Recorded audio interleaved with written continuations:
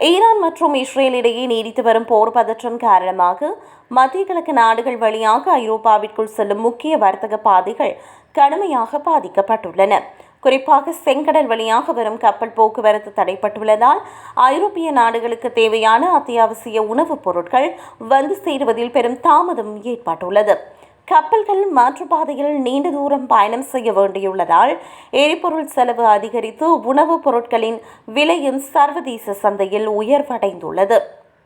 உரங்கள் மற்றும் விவசாயத்திற்கு தேவையான மூலப்பொருட்களின் வரத்து குறைந்துள்ளதால் ஐரோப்பிய நாடுகளில் உள்ள பண்ணைகளில் உணவு உற்பத்தி பணிகள் மந்தமடைந்துள்ளன. இதனால் சூப்பர் மார்க்கெட்டுகளில் உணவுப் பொருட்களுக்கு தட்டுப்பாடு ஏற்படும் அபாயம் உருவாகியுள்ளதுடன் சாதாரண மக்களின் அன்றாட வாழ்க்கை செலவும் பன்மடங்கு அதிகரித்துள்ளது. போர் நீடிக்கும் பட்சத்தில் உலகளாவிய உணவு பாதுகாப்பு சங்கிலி மேலும் உடையக்கூடும் என்றும் இது ஐரோப்பா மட்டுமின்றி உலக பொருளாதாரத்தையே பாதிக்கும் என்றும் நிபுணர்கள் எச்சரிக்கின்றனர். சரக்கு கப்பல்கள் மீதான தாக்குதல் அச்சம் காரணமாக காப்பீட்டு கட்டணங்கள் உயர்ந்துள்ளதால் சிறு மற்றும் நடுத்தர உணவு உற்பத்தி நிறுவனங்கள் பெரும் நஷ்டத்தை சந்தித்து வருகின்றன.